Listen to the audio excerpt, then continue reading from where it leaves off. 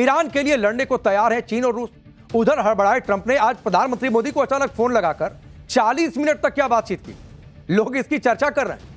Iran युद्ध ने Trump को पूरी दुनिया के सामने एक्सपोज कर दिया है। ट्रंप जो फैसला ले रहे हैं वो बैकफायर हो जा रहा है। आप देखिए कि ट्रंप ने पहले से बंद हॉर्मुज स्ट्रेट को और बंद करने के लिए उसके आगे एक ब्लॉकेड लगा दिया, जिसका चीन ने जमकर विरोध किया। चीन ने तो ट्रंप को चेतावनी भी दे दी कि हमारे मामलों में टांग ना अड़ाओ, और अगर हमारे मामलों में टांग अड़ाओगे तो वैसे ही डील करेंगे।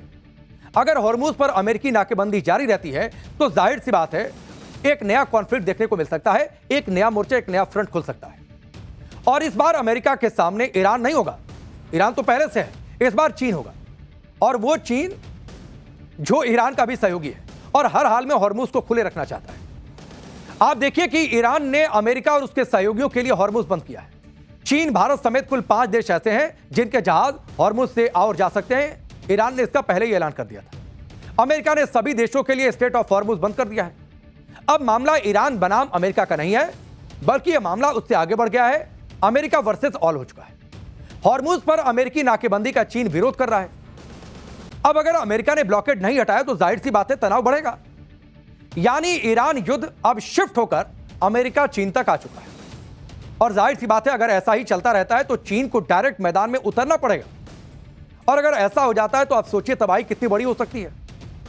क्योंकि ट्रंप के खिलाफ दुनिया भर में माहौल बन रहा है कि भाई ये जैसे जो दिमाग में आ रहा है फैसले ले रहे हैं, जहां मन करे मोर्चा खोल रहे हैं, फ्रंट खोल रहे हैं, जिसके खिलाफ जो मन आया बोल रहे हैं। अमेरिका के सहयोगी देशों को भी समझ नहीं आ रहा कि ट्रंप क्या बोलेंगे। वो ये समझ रहे हैं कि ट्रंप किसी के सगे नहीं। ब्रिटेन के नेता तो ट्रंप को गैंगस्टर और भ्रष्ट तक बोल रहे हैं। हालांकि यह खबर भी आ रही है कि अमेरिका और ईरान के बीच फिर से बातचीत हो सकती है, लेकिन यह बात कब और कहां होगी, और बातचीत हो ही जाएगी तो कोई नतीजा निकलेगा, क्या होगा नहीं होगा अभी कुछ भी कंफर्म नहीं। इस बीच ट्रंप ने आज प्रधानमंत्री मोदी को अचानक से फोन कर दिया। फोन अमेरिका से आया, ट्रंप ने खुद किया था। इसके बारे में आगे आपको बताएंगे। कुल मिलाकर दुनिया अब नए तनाव की तरफ बढ़ रही है। तेल और गैस की लड़ाई में आगे क्या होगा? क्या चीन खुलकर अमेरिका के विरोध में सामने आ जाएगा? क्या यह पूरा मामला अब अमेरिका बनाम चीन डायरेक्ट टू डायरेक्ट हो जाएगा? अमेरिकी नाकेबंदी के बाद भी चीन के जहाज हॉर्मुज से कैसे निकल रहे हैं? भारत के जहाजों के लिए ईरान ने क्या खास तैयारी की है, यह सब आपको बताएंगे। ईरान युद्ध में चीन कैसे कूद पड़ा है और कैसे अमेरिका को चुनौती दे रहा है वो आपको बताएंगे। लेकिन एक बड़ा अपडेट आपको पहले बताते हैं। ईरान युद्ध, सीज फायर और हॉर्मुज संकट के बीच आज अमेरिकी राष्ट्रपति ट्रंप ने पीएम मोदी को डायरेक्ट फोन किया। सीज फायर के बाद ट्रंप और पीएम मोदी की यह पहली बात है। पीएम मोदी ने खुद इसकी जानकारी भी दी सोशल मीडिया पर, और यह बताया पीएम मोदी ने कि उनके पास राष्ट्रपति डोनाल्ड ट्रंप का फोन आया था। दोनों ने सभी क्षेत्रों में व्यापक वैश्विक रणनीतिक साझेदारी को और मजबूत करने के लिए अपनी प्रतिबद्धता जताई। साथ ही पश्चिम एशिया की स्थिति पर भी चर्चा हुई। स्ट्रेट ऑफ हॉर्मुज को खुला और सुरक्षित रखने के महत्व पर भी जोर दिया गया। लेकिन सोचिए कि 40 मिनट तक बातचीत हुई, यह छोटा मोटा समय नहीं होता है। तो जाहिर सी बात है ट्रंप इस समय चौतरफा फंसे हुए हैं। उनको भी समझ में नहीं आ रहा। हॉर्मुज पर ट्रंप ने अपनी चौकी लगाई और नाकेबंदी कर दी कि किसी के जहाज निकलने नहीं देंगे। लेकिन इसके बाद भी आज चीन के जहाज निकल गए। चीन ने ना सिर्फ अमेरिका को हड़काया है, बल्कि अमेरिकी ब्लॉकेड को कोई भाव नहीं दे रहा है। आप देखिए कि सोमवार रात 10 बजे हॉर्मुज पर अमेरिका ने अपनी नाकेबंदी शुरू कर दी और यह कह दिया था कि मैं एक भी जहाज निकलने नहीं दूंगा जो ईरान से आ रहे होंगे। इसके बाद भी रिच स्टारी नाम का चीनी ऑयल टैंकर हॉर्मुज को पार कर गया। रिच स्टारी टैंकर में करीब 2.5 लाख बैरल मेथनॉल भरा हुआ था। रिच स्टारी टैंकर चीन की कंपनी शंघाई क्वांड्रम शिपिंग कंपनी लिमिटेड का है। इसी कंपनी और रिच स्टारी टैंकर को 2 साल पहले अमेरिका ने ब्लैकलिस्ट किया था। आप सोचिए वो जहाज भी फराटे से निकल गया वहां।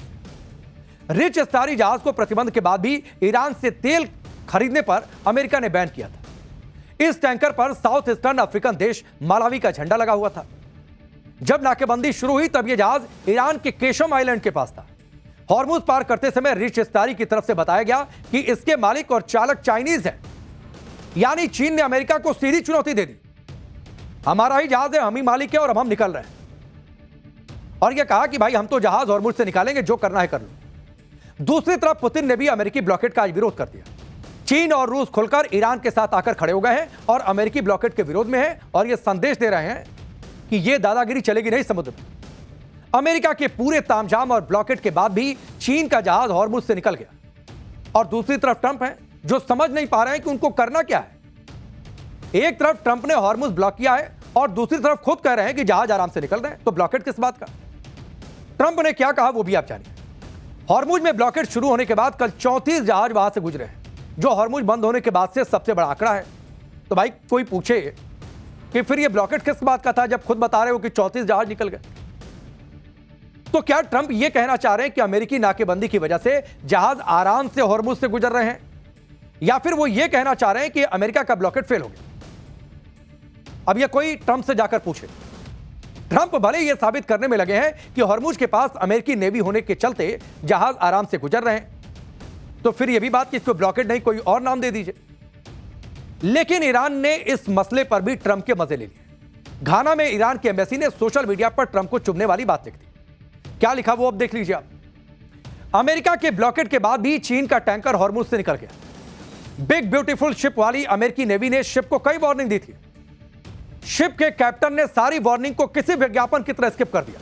जैसे आप YouTube पर वीडियो देखते हैं और 10 सेकंड के बाद ऑप्शन आता है राइट हैंड साइड के कॉर्नर में स्किप करने का, उसी तरीके से इसे स्किप कर दिया। हमें पता चला है कि यह ब्लॉकेट उन देशों पर लागू है जिनसे अमेरिका को डर नहीं लगता है। पहले ऐसे देशों की लिस्ट बहुत लंबी हुआ करती थी, लेकिन अब यह लिस्ट कम होती जा रही है। तो ईरान मजे ले रहा है, यानी ईरान कहना चाह रहा है कि जिन देशों से अमेरिका को डर लगता है उनके जहाज को वो रोक नहीं रहा है। हॉर्मुज में अमेरिकी नाकेबंदी के खिलाफ चीन तो खुलकर आ चुका है, दूसरी तरफ अमेरिका के सहयोगी देश भी इससे खुश नहीं है। वॉल स्ट्रीट जर्नल में एक रिपोर्ट छपी और इस रिपोर्ट के मुताबिक सऊदी अरब ने अमेरिका से कहा है कि वो हॉर्मुज पर अपनी नाकेबंदी को हटा लें। सऊदी अरब को डर है कि अमेरिकी नाकेबंदी से मामला आगे बिगड़ सकता है और इसका सबसे ज्यादा नुकसान खाड़ी देशों में ही उसी पर होगा। ईरान लाल सागर में बाब अल मंडेब को बंद करके जवाब इसका दे सकता है। यह सऊदी बता रहा है अमेरिका को। बाब अल मंडेब को बंद करने के लिए ईरानी हूती को एक्टिवेट कर सकता है, क्योंकि हूती ईरान को सपोर्ट करता है, उसके मिलिशिया के तौर पर काम करता है। ऐसा होने पर सऊदी अरब एक और ऑयल एक्सपोर्ट रूट को खो देगा।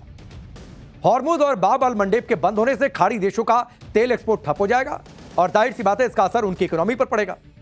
सऊदी अरब ने अमेरिका से कहा है कि वो ईरान पर बातचीत के लिए दबाव डाले और बातचीत से आप रास्ते का समाधान निकालिए। अब लड़ने का दौर खत्म हो गया, लड़कर देख लिया, कुछ निकला नहीं हल उससे।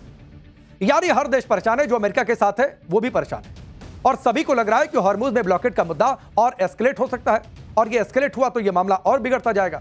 हालांकि कुछ देश हैं जिनके जहाज हॉर्मुज से निकल रहे हैं और इन देशों में भारत भी शामिल है। खुद भारत में ईरान के राजदूत ने भारत के तेल टैंकरों पर बड़ी बात कह दी। थोड़ा ध्यान से सुनिए।